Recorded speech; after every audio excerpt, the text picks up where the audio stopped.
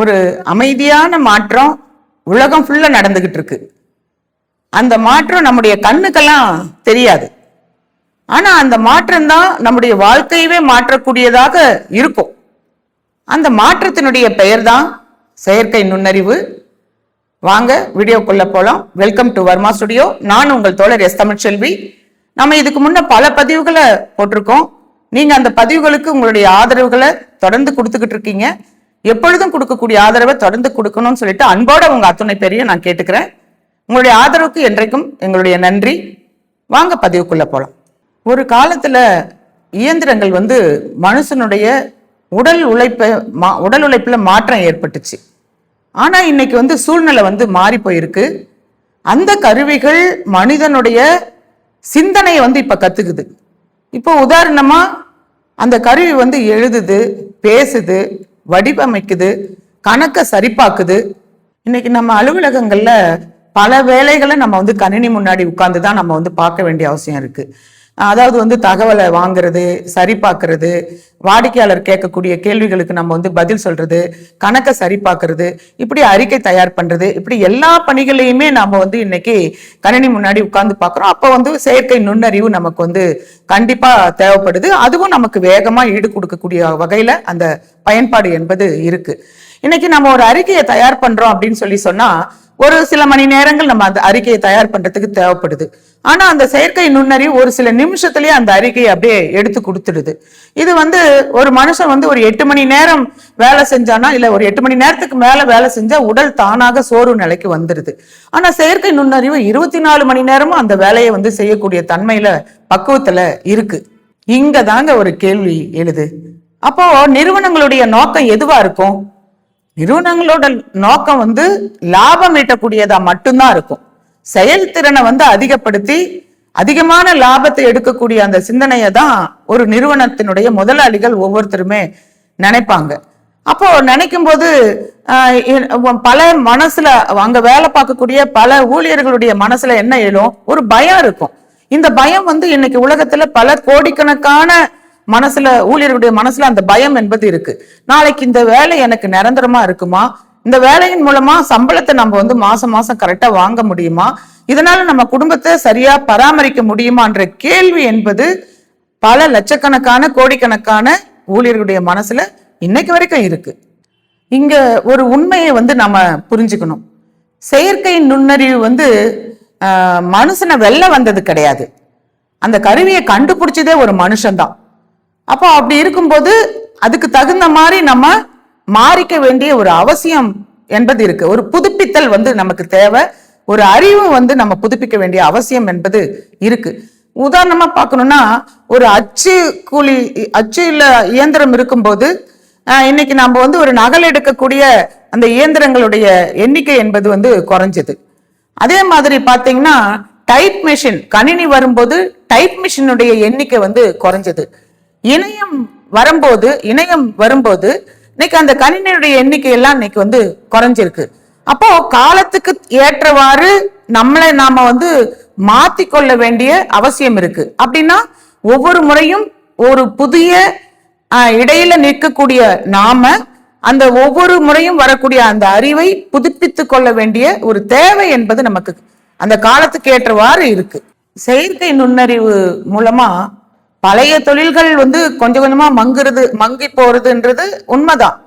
அதுக்கு தகுந்த மாதிரி புதிய தொழில்கள் வருவதும், அந்த புதிய வேலை வாய்ப்புகள்ல அந்த செயற்கை நுண்ணறிவை பயன்படுத்தி உருவாகக்கூடிய வேலை வாய்ப்பு என்பதும் காலத்தினுடைய தவிர்க்க முடியாத மாற்றம். அதை கண்டிப்பா வந்துதான் தீரும்.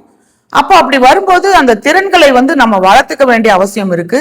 நம்முடைய சிந்தனையை விரிவாக்க வேண்டிய ஒரு அவசியம் இருக்கு. அப்படி இருக்கக்கூடிய அந்த செயற்கை நுண்ணறிவுக்கு கருணை கிடையாது. அது மனுஷனுடைய உணர்வை மதிக்க தெரியாது. அது கலாச்சாரத்தினுடைய தன்மைகளை முழுவதுமாக உள்வாங்கி கொண்டு நடக்க தெரியாது. அப்போ மனுஷன் என்ன பண்ணணும்? அந்த மனிதனுடைய தன்மையில மாற்றம் வரணும். அப்ப இது எல்லாத்தையும் பார்த்து அப்டேட் ஆக முடியாத மனுஷருங்க தான் அதை பார்த்து பயப்படக்கூடிய ஒரு சூழ்நிலை என்பது வரும்.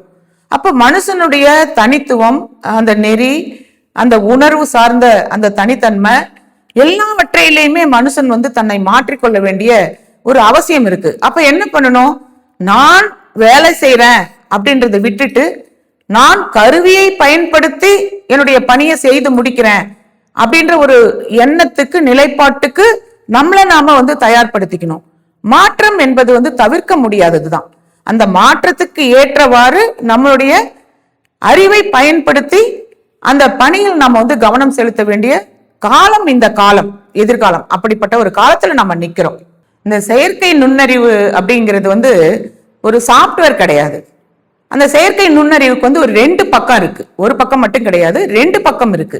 அந்த 2 பக்கத்தையும் சரியாக பயன்படுத்த முடியுமான்ற விவாதங்கள் இன்னைக்கு பல நாட்டுல நடந்துகிட்டு இருக்கு. அதை நல்ல முறையில நம்ம பயன்படுத்தணும் அப்படின்னு சொன்னா கல்விக்கு, மருத்துவத்துக்கு, சுகாதாரத்துக்கு, வளர்ச்சிக்கு, இப்படி வளர்ச்சி பாதையில பயன்படுத்துவதற்குண்டான நல்ல ஏற்பாடுகள் இருக்கு. அதை தவறான முறையில பயன்படுத்தணும் அப்படின்னு சொன்னா அதை பயன்படுத்துபவர்களுடைய மனிதர்களுடைய மூளையை சார்ந்த விஷயம். அப்படி தவறா பயன்படுத்தினாங்கன்னா இன்னைக்கு உலக நாடுகளினுடைய பாதுகாப்புக்கே மிகப்பெரிய ஒரு அச்சுறுத்தலை உருவாக்கக்கூடிய ஒரு விஷயமாவும் கூட அந்த செயற்கை நுண்ணறிவு இருக்கு. அதனாலதான் இன்னைக்கு யுனைடெட் ஸ்டேட்ஸ், யுனைடெட் கிங்டம்ஸ் உள்ளிட்ட பல நாடுகள், இன்னைக்கு ஐரோப்பிய நாடுகள் உள்ளிட்ட பல நாடுகள் இதை பற்றி இந்த செயற்கை நுண்ணறிவை நம்முடைய நாட்டில் பயன்படுத்துவது சரியா தவறா என்ற அடிப்படையில் இன்றைக்கு வரைக்கும் அந்த விவாதத்தை எடுத்துட்டு போறாங்க அப்படின்னு சொன்னா இதனுடைய முக்கியத்துவம் எவ்வளவு என்பதை நம்ம பார்க்கணும்.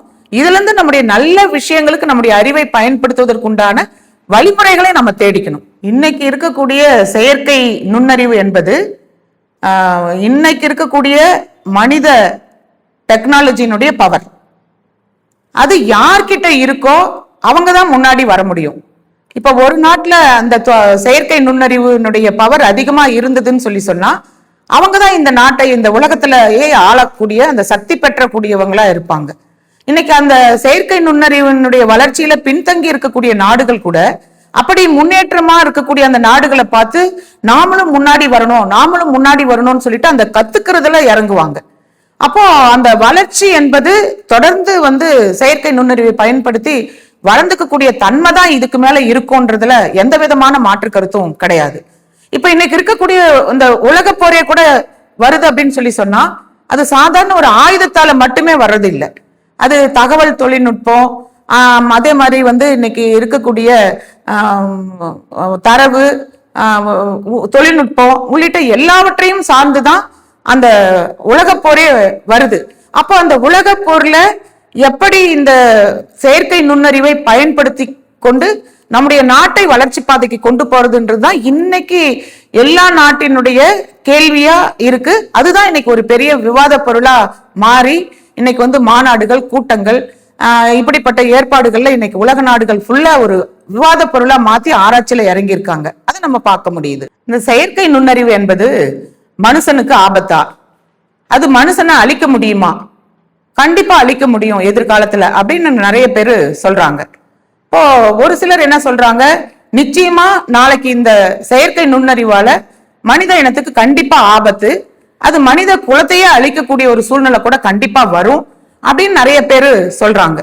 ஆனா அந்த செயற்கை நுண்ணறிவுக்கு மனுஷனை வெல்லக்கூடிய, அந்த மனுஷனை வெல்லணும் அப்படின்ற ஒரு எண்ணம் எல்லாம் அதுக்கு கிடையாது. அதுக்கு உணர்வு கிடையாது. மனுஷனை கண்ட்ரோல் பண்ணணும்ன்ற ஒரு எண்ணமும் கிடையாது. மனுஷன்னா அந்த செயற்கை நுண்ணறிவை கண்டுபிடிச்சான். இந்த மனுஷன் பார்த்து அதை தப்பான ஒரு நோக்கத்தோடு பயன்படுத்தினால் எதிர்காலத்தில் அந்த மனுஷ இனத்தை அழிக்கக்கூடிய வல்லமை என்பது இருக்கே தவிர செயற்கை நுண்ணறிவுக்கு தனிப்பட்ட முறையில அந்த எந்த விதமான அந்த நோக்கமும் கிடையாது. அது மனிதன் கண்டுபிடித்த ஒரு கருவி, அவ்வளவுதான். இந்த செயற்கை நுண்ணறிவு தப்பா பயன்படுத்திட்டாங்கன்னு வச்சுக்கோங்களேன், அது எப்படி என்ன பண்ணும்னா தப்பான பொய்யான தகவல்கள் பரவலாம், தனி மனித உரிமை கூட பாதிக்கலாம், நாட்டினுடைய பொருளாதார அந்த சூழ்நிலையில மிகப்பெரிய ஒரு மாற்றத்தை சரிவு நிலைக்கு கூட கொண்டு வர முடியும். இது எல்லாத்துக்குமே என்ன காரணம் அப்படின்னு சொன்னா அந்த செயற்கை நுண்ணறிவு காரணம் கிடையாது. அந்த செயற்கை நுண்ணறிவை தவறாக பயன்படுத்தக்கூடிய மனிதனுடைய மனநிலையில தான் இருக்கே தவிர அந்த செயற்கை நுண்ணறிவில் இல்லை அப்படின்றத நம்ம பாக்குறோம். ஒரு கத்தியை உணவு வெட்டுறதுக்கும் பயன்படுத்தலாம், தவறான காரியங்களுக்கும் பயன்படுத்தலாம். அது போலதான் இந்த நிகழ்ச்சியும். ஒரு புதிய வரவு வரும்போது அதை பார்த்து ஒரு அச்சம் என்பது மனுஷனுக்கு இயற்கையாவே இருக்கும். இப்போ உதாரணமா பார்க்கணும்னா மின்சாரத்தை கண்டுபிடிக்கும் போது ஒரு அச்சம் இருந்தது. ரயில் கண்டுபிடிக்கும் போது அது அதனுடைய அச்சம் இருந்தது. இணையம் கண்டுபிடிக்கும் போது அதனுடைய அச்சம் என்பது மக்களுக்கு இருந்தது. அதே மாதிரிதான் எங்க நம்முடைய பணிகள் வேலைகள்ல அந்த பாதிப்பு வந்துருமோன்ற அச்சம் மனுஷனுக்கு கண்டிப்பா இருக்கு. அது அந்த மாதிரியான ஒரு நிகழ்வு கிடையாது. அதை பயன்படுத்தக்கூடிய நிகழ்வு என்பது மனிதனுடைய மனநிலையிலையும் மூளையிலையும் தான் இருக்கு. இப்ப உதாரணமா ரோபோட் சினிமா படங்கள்ல காட்சிப்படுத்தக்கூடிய நிகழ்ச்சியை நம்ம பாக்குறோம். இப்ப ரோபோட் மனிதனை கட்டுப்படுத்துறதும் மனுஷனை அடக்கிறதும் இப்படிப்பட்ட ஒரு நிகழ்ச்சியெல்லாம் நம்ம பார்க்கும்போது எதிர்காலத்தில் இந்த செயற்கை நுண்ணறிவின் மூலமா இப்படிப்பட்ட ஒரு ஏற்பாடு வந்துருமோன்ற ஒரு பயம் என்பது இருக்கும். அந்த ரோபோட் ஒரு நகரத்தை கண்ட்ரோல் பண்றது, மனுஷனை அடிமையாக்குறது, இப்படிப்பட்ட ஒரு நிகழ்ச்சியை பயன்படுத்தி பார்க்கும்போது ஆட்டோமேட்டிக்கா அந்த மனுஷனுடைய தன்மை என்பது அந்த பயத்தினுடைய எல்லைக்கு போகுது. அது அப்படி இல்லை. அந்த செயற்கை நுண்ணறிவு என்பது ஒரு கருவிதான். அந்த கருவி என்பது அதற்கு உணர்வு கிடையாது. அது மனுஷனை வெல்லணும்ன்ற ஒரு எண்ணம் கிடையாது. அது கோபம் அப்படின்ற ஒரு எண்ணம் எல்லாம் அதற்கு கிடையாது. அது கலாச்சாரத்தினுடைய பண்பாட்டுல ஊடுருவி போய் நிக்கணும்ன்ற எண்ணம் எதுவுமே கிடையாது. ஆகையால் அந்த செயற்கை நுண்ணறிவை கையாளக்கூடிய மனிதனுடைய மூளையிலையும் மனுஷனுடைய மனநிலையிலும் தான் இந்த செயற்கை நுண்ணறிவை நல்ல வகையில பயன்படுத்துறதா அல்லது ஆபத்தான விஷயங்களுக்கு பயன்படுத்துறதான்ற ஒரு விஷயத்த பாகுபடுத்தி பார்க்கக்கூடிய எண்ணம் என்பது இருக்குன்றத நம்ம பார்க்கிறோம். நன்றி. நான் உங்கள் தோழர் எஸ் தமிழ்ச்செல்வி.